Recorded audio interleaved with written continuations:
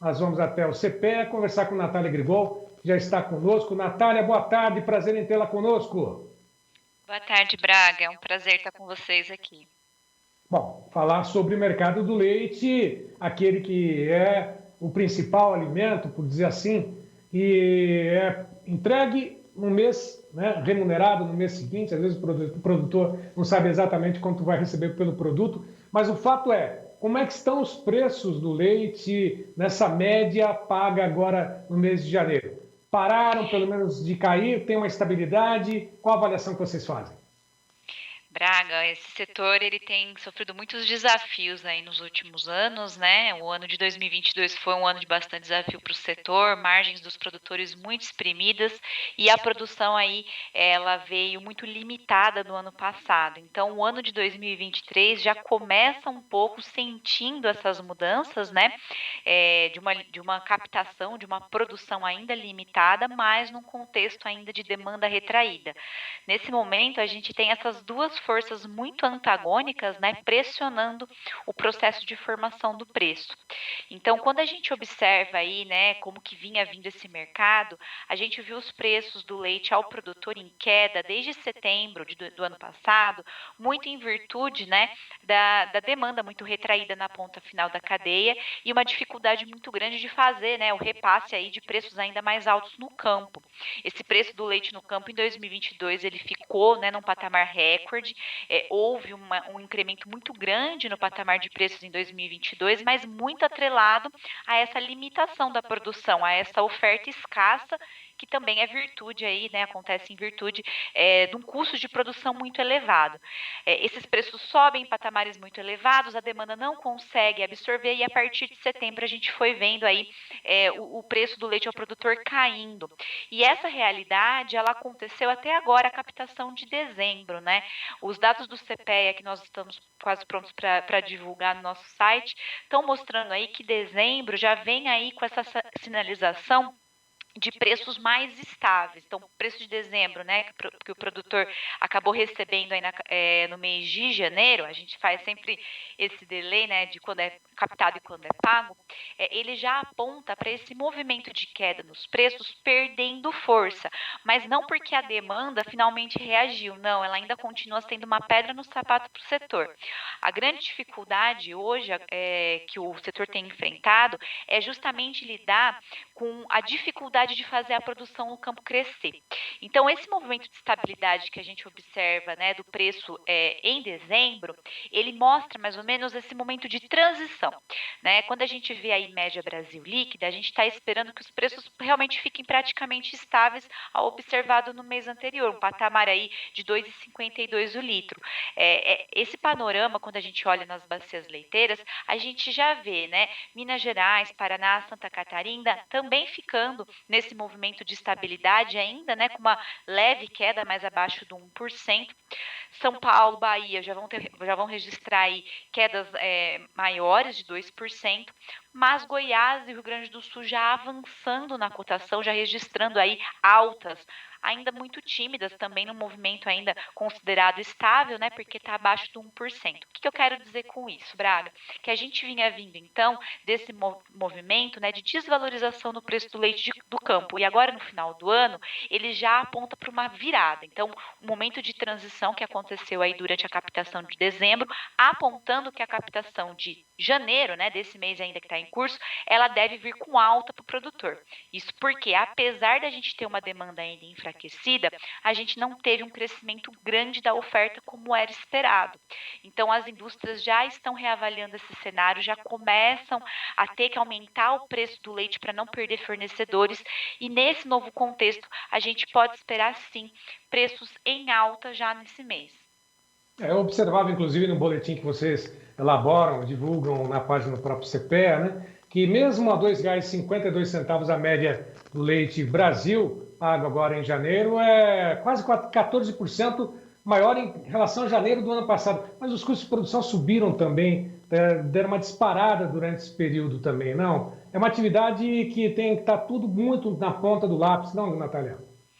Sim, essa é uma grande dificuldade para o setor, trabalhar esses custos de produção que vêm em ascensão, né? Quando a gente observa aí a evolução do custo operacional efetivo, que é a despesa corrente da propriedade, a gente vê altas consecutivas desde 2019. 2021 foi o pior ano, né? Que a gente viu aí uma disparada muito grande do custo e com isso a margem do produtor se comprometeu muito. Como consequência, 2022, muitos produtores deixaram a atividade e os que ficaram não fizeram investimentos de longo prazo. Então, a gente tem, né, essa diminuição da produção no ano de 2022 muito atrelado, sim, à alta dos custos de produção ao quanto que a margem do produtor foi espremida, né, nesses últimos anos. Agora, em 2022, o produtor conseguiu um respiro um pouco melhor aí da sua margem entre o segundo e o terceiro trimestre. E na média do ano, quando a gente considera aí o poder de compra do pecuarista frente ao principal insumo, que é a ração, a gente pode sim dizer que o poder de compra do pecuarista em 2022 ficou muito melhor do que em relação a 2021. Só que tem um problema, Braga, esse poder de compra, apesar de na média ter ficado melhor, né, a gente está falando aí em 2022 que eram necessários mais ou menos 34 litros de leite para que o produtor adquirisse uma saca de 60 quilos de milho, enquanto no ano passado esse valor aí permeava os 45 litros. Então, teve um ganho, sim, no poder de compra do pecuarista frente ao principal insumo da atividade. Isso pode ser usado como uma proxy para a gente analisar aí a rentabilidade. Mas o problema, Braga, é que essa rentabilidade ela tem sido muito volátil para o produtor e que essa rentabilidade ela também foi conquistada muito porque o preço do leite subiu e não porque o custo do insumo caiu. Então, depois que a gente foi observando, né, essas quedas consecutivas no preço do leite no campo depois de setembro, o que aconteceu? A margem do produtor voltou a se espremer. E aí o que a gente observa, né? Aquele impulso que houve no segundo e no terceiro trimestre do ano passado para o produtor conseguir reverter, né, essa margem um pouco mais positiva em investimento, durou muito pouco, foi um período muito pequeno, para que esse investimento saísse aí de um planejamento de curto prazo e fosse para um investimento de longo prazo, né? Porque você não tem aí muita perspectiva, tem um cenário de insumos ainda bastante complicado, de preços em patamares elevados para os insumos da atividade. Então, de modo geral, o produtor ele tem sofrido muito com esse mercado, né, dos insumos que está muito valorizado e com essa instabilidade da margem. Por quê? Porque aí na hora de fazer todo o planejamento em termos de investimento, o investimento de longo prazo, que é aquele que aumenta a produção, que é aquele que dá mais sustentabilidade ao negócio, ele acaba sendo comprometido, Braga. E a gente observou isso agora nessa virada de ano, né? Apesar da gente ter visto uma margem um pouco melhor para o produtor em 2022, o investimento foi como um voo de galinha, né, que se diz, é um voo que não eleva, não vai muito alto, né? Houve um investimento de curto prazo, então a produção conseguiu subir aí no quarto trimestre, mas agora nesse início de ano, quando combina aí, né, essa retração da margem novamente e junto com condição climática que está sendo um grande desafio para o setor, a gente dispara novamente com custos de alimentação elevado e aí o produtor ele realmente vai para um comportamento mais cauteloso e não vai fazer, né, os investimentos que precisa. A atividade leiteira ela é uma das mais complicadas do agronegócio brasileiro, né? Ela é uma atividade de longo prazo, mas que requer uma atenção constante no curto prazo. Então, tem um desafio muito grande aí do gerenciamento das propriedades. E nesse cenário de muita volatilidade, tanto nos preços dos insumos quanto no preço do leite, realmente fica complicado para o produtor se planejar, né, Braga? E aí o resultado que a gente vê é esse, né? A gente tem uma expectativa da indústria de que a produção pode vir a crescer, a gente estava contando aí com o começo da safra, né, com um período climático que seria mais favorável, só que aí a gente já tem aí preço de milho, preço de grãos ainda em patamar firme, a gente tem a questão do clima, né, da laninha também prejudicando a produção, e aí a gente volta a observar um cenário em que muda, né, as condições de mercado, então novamente mais variabilidade aí, mais volatilidade nos preços, e o produtor tem que ficar esperto, porque quando essa margem, né, ela varia muito, é a hora que a gente começa a observar também o nível de investimento variando bastante.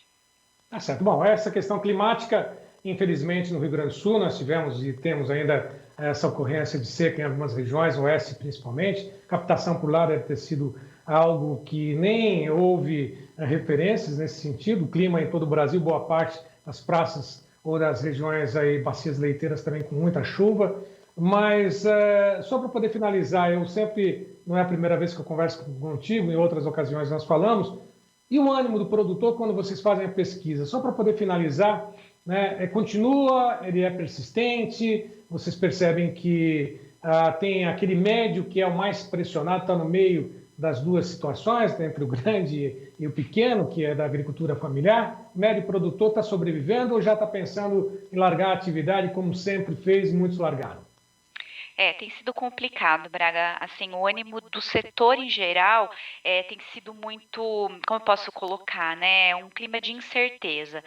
Quando a gente conversa com qualquer agente do setor, a primeira coisa que o pessoal fala é realmente isso, essa preocupação com esse início de ano já, né? Com essa subida precoce dos preços no campo, vai muito contra o movimento sazonal que a gente vê, né? Que seria agora de queda, porque a gente deveria estar tendo ainda um início de safra, né? E a gente já não vai experimentar isso, então a gente já vai ter uma curva aí de preços, vamos dizer assim, atípica, né?